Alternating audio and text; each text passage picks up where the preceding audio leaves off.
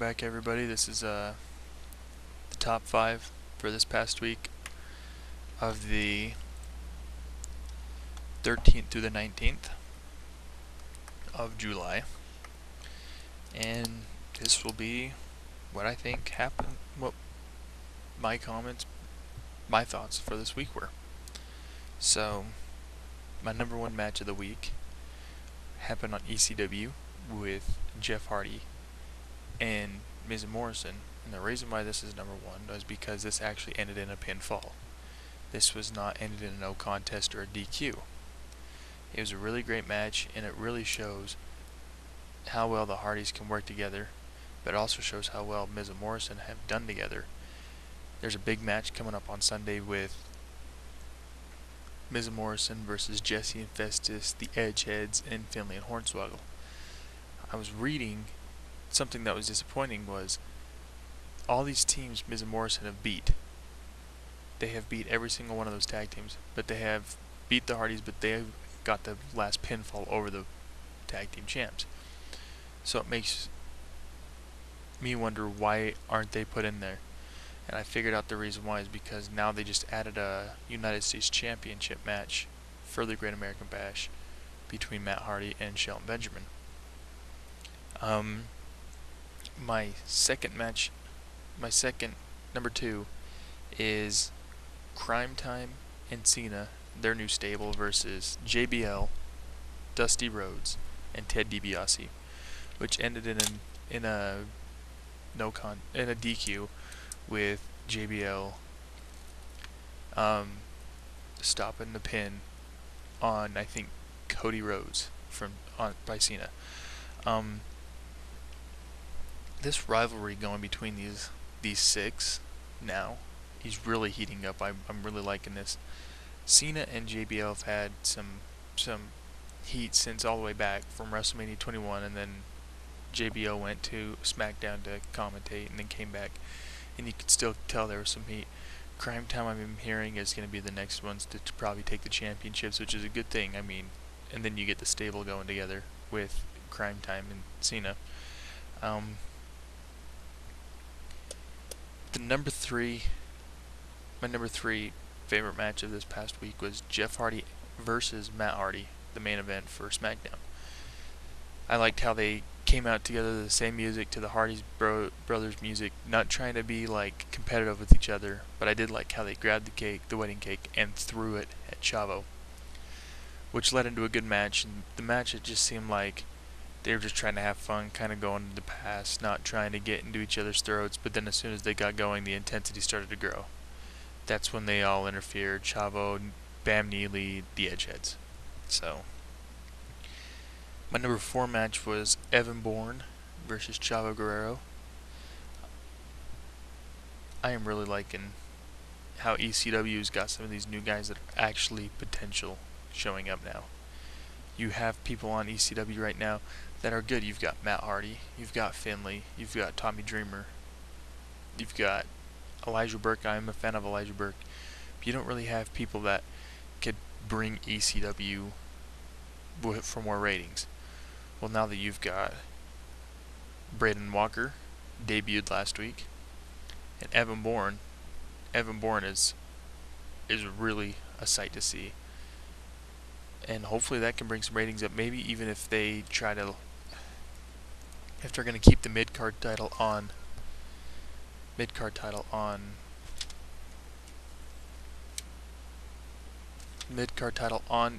ECW, and what am I trying to say here? Sorry guys. Mid-card title on there, and make a new one for SmackDown. Have Matt Hardy lose it to a heel. Have Matt Hardy go for the ECW championship, and have Evan Bourne win the mid-card title for now.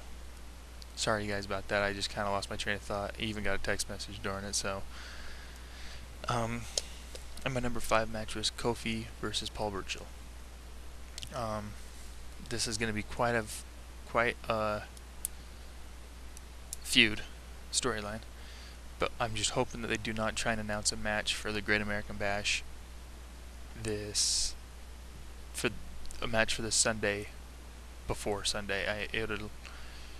I don't know. I think it's just too early in the storyline to get already a pay-per-view match going.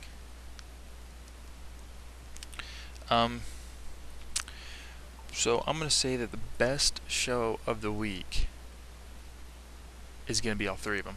I couldn't pick out a worst one or a best one because I enjoyed all three of them. So that means there was no worst show. So I guess that kind of gets that all together. My ratings, I'm gonna rate a 4.5 out of 5 stars. That was really good week for the WWE. They really improved from last week. And I'm gonna kind of do like a Power 25 type of thing, but I'm gonna put my 5 top stars of the week in Cena, in no particular order: Cena, JBL, the Hardy Brothers, and Edge. Cena and JBL because of the feud, and they're actually pulling some viewers. They're really I'm interested in this, and they're really working together. The Hardys, they did two great matches, one against each other and one with them against Miz and Morrison. Enough said. And then Edge because of the whole wedding this tonight, which is, I'm filming this tonight on Friday on SmackDown. My favorite new and upcoming star is gotta be Evan Bourne. Kind of dropped the hint for that a little bit earlier, but Evan Bourne, Shooting Star Press, I think is one of the coolest finishers.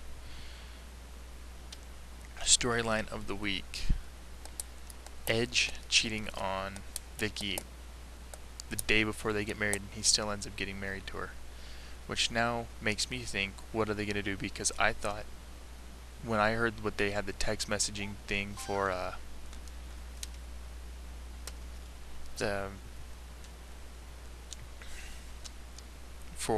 who's going to have the best chance of losing their title, it was going to be, I was guessing Triple H because of La Familia. A lot of people texted CM Punk, but I'm thinking, I know CM Punk's going to retain because ratings are up, his merchandise is selling. If he does and they give it to Batista, I'm going to be very, very disappointed. But now that, I don't know, I think all three of them might retain. Maybe ECW, maybe Tommy Dreamer will win. Maybe. And Kendrick's new gimmick, coming away from how him and Paul London were, the high flyer aerial, he's kind of going to a more of a, not really a high flyer, he's going to more of a brawler, which is kind of cool to see. I mean, he's got his bodyguard now, and it kind of, he's got to develop it more, but did pretty well against Jimmy Wang Yang on Friday night. The worst match is Cherry versus Vicky, which was a total of 3 seconds, a quick pin, and she was done after getting the sharpshooter from Natalya, which she was still recovering. I don't know how. I mean, you're in the sharpshooter, but when you get let go, you shouldn't be in that much crucial pain to turn around to get a pin.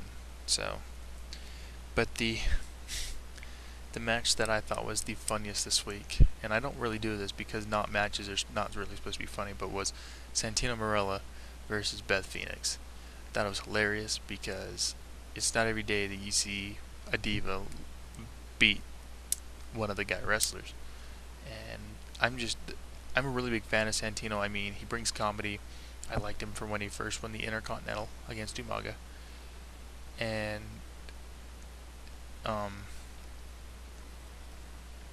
when he turned him a heel, I was starting to kind of like going away, but then as soon as I started hearing some more of the comedy and all that, it really made it funny for me and I really like Santino, so I'm just hoping that they don't push him so far down that he is so low as a jobber and he doesn't want to wrestle anymore. So I'm hoping that they'll do something to keep him around. And that's all I've got this week. Thanks for watching.